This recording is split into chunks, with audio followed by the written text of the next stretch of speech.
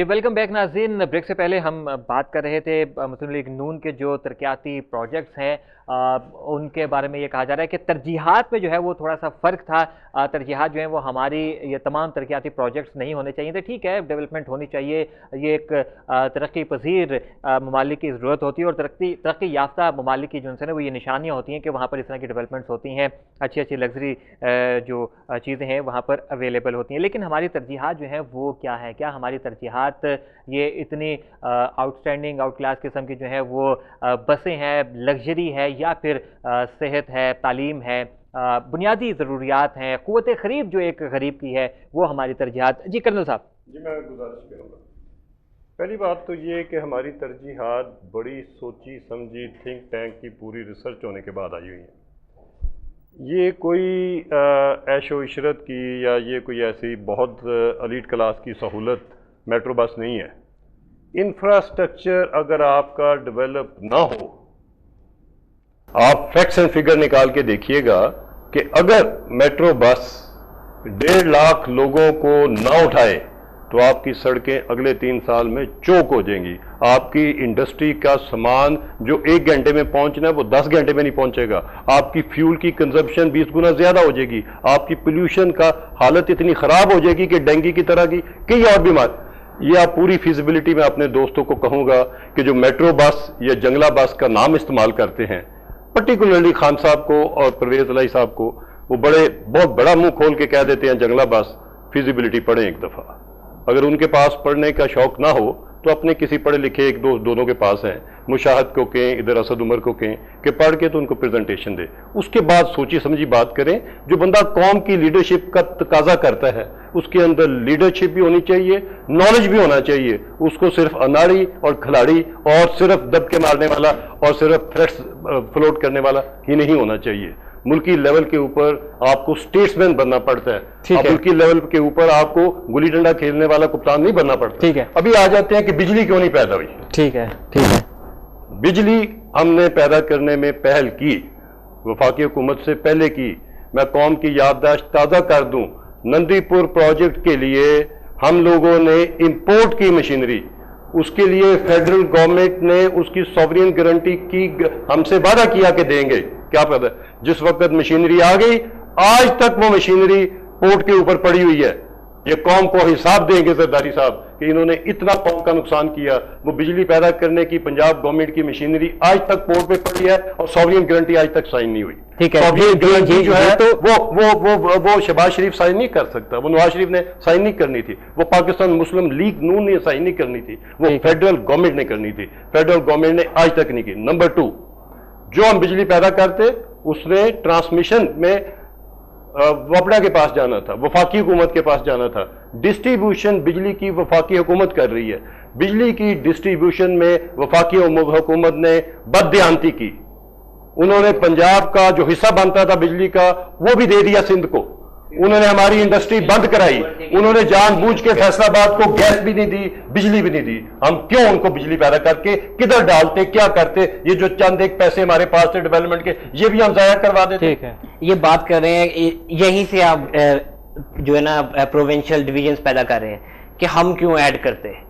اگر ایڈ ہوتی وہ پاکستان کے لیے ایڈ ہونی تھی, not for only Punjab. It was for because when we talk about Pakistan, not only Punjab, کہ پنجاب نے ایڈ کی اور وہ کوئی اور لے گیا. سوال یہ ہے کہ پنجاب نے بجلی پیدا کیوں نہیں کی. اس کے بعد ان جب ہم حکومت میں آئیں گے تو ہم بتائیں گے کہ بجلی پیدا کریں گے اور کیسے کر سکیں. پھر ایک بات ہے, اگر فیڈرل گورنمنٹ نے پنجاب کے ساتھ اتنا ظلم کیا ہے, جو کہ میں مانتا ہوں کہ کیا ہے, تو پھر وائی دس فرینڈلی اپوزیشن. ایک سیکنڈ میں جواب دیتا ہوں. بڑی اچھا, سجن دشمن تو نہیں, بریگیڈیئر صاحب کا سوال آپ یہ فرینڈلی اپوزیشن والا رول ادا کر رہے ہیں تو پنجاب کو اس سے کیا فائدہ ہوگا؟ بریگیڈیئر صاحب کا سوال کا میں جواب دینا چاہوں گا. فرینڈلی اپوزیشن یہ بات ختم کر لیجیے کہ ایک 5 سال تک ایک سچویشن آئی ان کے سامنے کہ بجلی نہیں ہے. فیصل آباد باندھ, گجرانوالہ باندھ, لاہور سب انڈسٹریل ایریاز باندھ, ہمارے محنت کش جو ہے وہ سڑکوں پہ اور فاقوں پہ ہیں. انہوں نے کیا کیا اس اس ایشو کو ریزالو کرنے کے لیے. ٹھیک ہے, آن گراؤنڈ کیا کیا. ٹھیک ہے, آپ کا ویلڈ کوشچن ہے کہ کیا کیا سولوشن کو حل کرنے کے لیے. اچھا, ہمارے ساتھ موجود ہیں آصف حسنین صاحب, آپ کا تعلق ہے ایم کیو ایم سے. اچھا, ایم کیو ایم کے بارے میں یہ ہے کہ ایم کیو ایم بھی وفاقی حکومت کے ساتھ جو ہے وہ 5 سال اس نے گزارے ہیں, لیکن جہاں جہاں ایم کیو ایم کو محسوس ہوا کہ اس نے اپنی بات منوانی ہے, ایم کیو ایم نے منوائی. ایم کیو ایم نے جس طریقے سے بھی منوائی, اسمبلیوں سے باہر نکل کے منوائی, استعفے دے کر منوائی, لیکن ایم کیو ایم نے اپنی بات منوائی. السلام علیکم آصف حسنین صاحب. جی وعلیکم السلام. آصف حسنین صاحب, ہمارا موضوع گفتگو تو ہے انتخابات, دہشت گردی اور پھر ہونے والے جلسے, لیکن بات جو ہے وہ جب نکلتی ہے تو پھر دور تک چلی جاتی ہے. انتخابات کے حوالے سے بات کریں گے کہ انتخابات آنے والے ہیں, تمام ادارے انتخابات کے لیے تیار ہیں, 11 مئی کے لیے ریڈی ہیں, لیکن جو دہشت گردی کی ایک لہر خاص طور پر سیاستدانوں کو نشانہ بنا رہی ہے, انتخابی مہم کو نشانہ بنا رہی ہے, پولنگ سٹیشنز کو نشانہ بنا رہی ہے, لوگوں کے دلوں میں وسوسے پیدا ہونے شروع ہو گئے ہیں. آپ کیا سوچ رکھتے ہیں اس کے اوپر؟ دیکھیں, سب سے بڑی چیز یہ ہے کہ جو کچھ بھی ماضی میں پاکستان میں پالیسیز رہی اور اس پالیسیز کو امپلیمنٹ ہم کراتے رہے, اس کے بنیاد پر آج صورتحال اس اتفاق کو ہے کہ ہمیں یہ اندازہ نہیں ہو رہا ہمارا دوست کون ہے, ہمارا دشمن کون ہے. ہم نے جو پالیسیز کو امپلیمنٹ کرایا اس کی بنیاد پر آج ہماری نسلیں جو ہے وہ نقصان اٹھا رہی ہیں, ہمارا مستقبل ہمیں نظر نہیں آ رہا.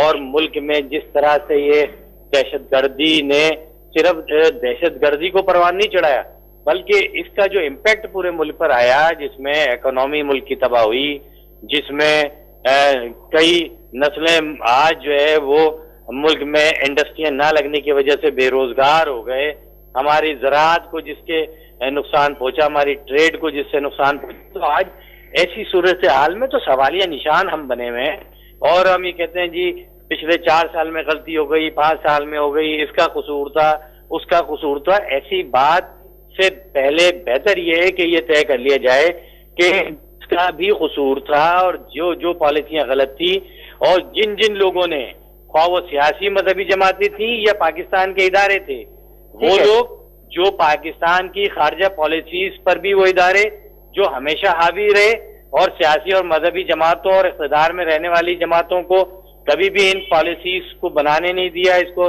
امپلیمنٹ نہیں ہونے دیا, اور آج اس خرابیوں کے ذمہ دار ہیں.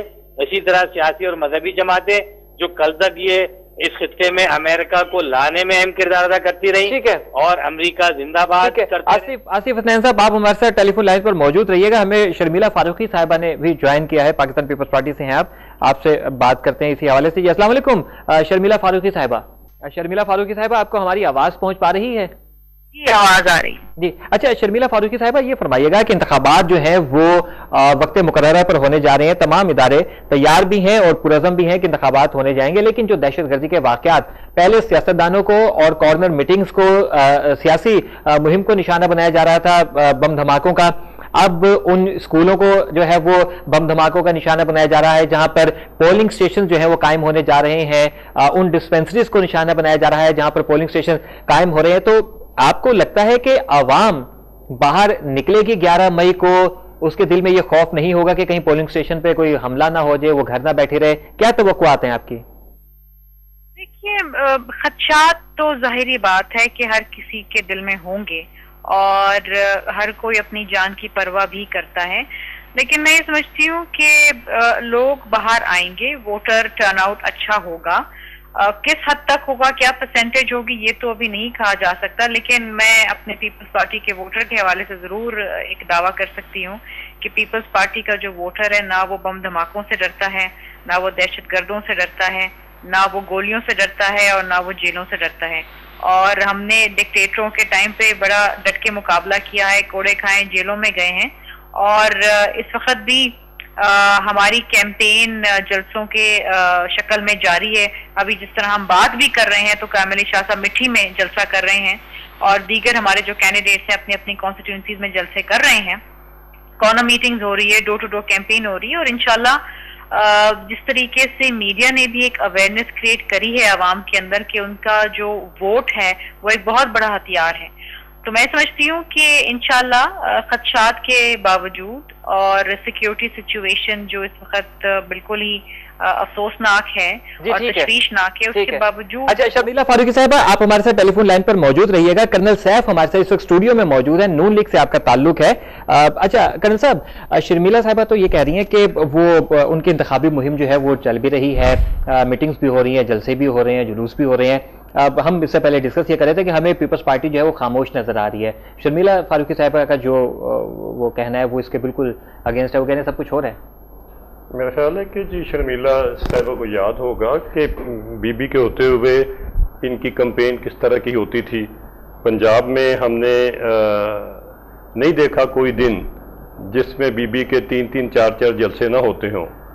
इस दफ़ा पंजाब में नज़र नहीं आ रहे आप लोग। सिंध में कर रहे हैं जलसे, सिंध में मेरा ख्याल है कि आप अपनी कैंपेन कुछ हद तक चला रहे हैं, मगर उसमें वो कैंपेन में जोशो खरोश और वो भागदौड़ और वो इंटेंसिटी कहीं कम हो गई है, क्या वजह है? ठीक है जी शर्मिला फारूकी साहब, आप सवाल कर्नल साहब ने आपसे डायरेक्ट ही कर दिया है कि जो एक गहमा गहमी नजर आती थी पाकिस्तान पीपल्स पार्टी के इंतखाबात में, पंजाब हो या कोई भी सूबा हो, एक फेस्टिविटी नजर आती थी, वो इस दफा नजर नहीं आ रही। अब इसके पीछे क्या वजह है? ये दहशतगर्दी का निशाना बनाना और फिर उसके बाद पीपल्स पार्टी का अपने आप को जो है वो रिजर्व कर लेना, या फिर जो गुज़िश्ता 5 साल दौरे हुकूमत पाकिस्तान पीपल्स पार्टी ने गुजारा है उसकी वजह से कारकुनान जो है वो खामोश होकर घर बैठ गए हैं, फेस्टिविटी नजर नहीं आ रही? देखिए, दो चीजें। पहली बात तो ये है कि शहीद मोहतरमा बेनज़ीर भुट्टो साहिबा का तबादल कोई नहीं हो सकता, और वो एक ऐसी लीडर थी जिसका मुकाबला ना मेरे भाई जो आपके स्टूडियो में बैठे हैं उनकी लीडर से हो सकता है, ना किसी और से हो सकता है। उनकी जो लाजवाल कुर्बानियां हैं वो तो तारीख का हिस्सा हैं। लेकिन इसके साथ साथ देखिए, आज मियां नवाज शरीफ साहब जो जलसे कर रहे हैं उसमें सबसे बड़ा क्लेम वो क्या कर रहे हैं? वो कहते हैं मैंने एटम बम बनाया। अरे भाई, आपने एटम बम नहीं बनाया, वो शहीद जुल्फिकार अली भुट्टो साहब ने बनाया, वो उसके बानी है। क्रेडिट जो है अब हर कोई लेना चाहता है।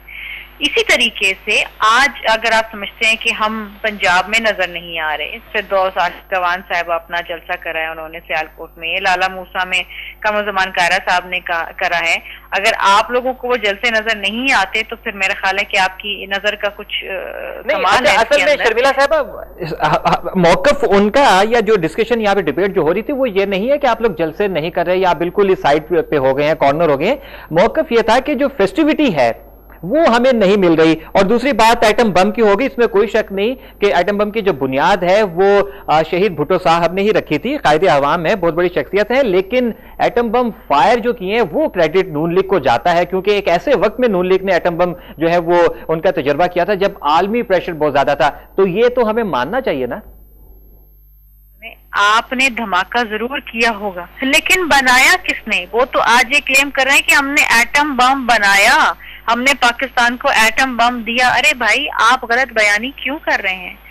आपने एटम बम नहीं बनाया, आप उसके बानी नहीं हैं। अगर शहीद जुल्फिकार अली भुट्टो साहब वो न्यूक्लियर प्रोग्राम शुरू न करते तो आज आप कौन से बम फाड़ते भाई?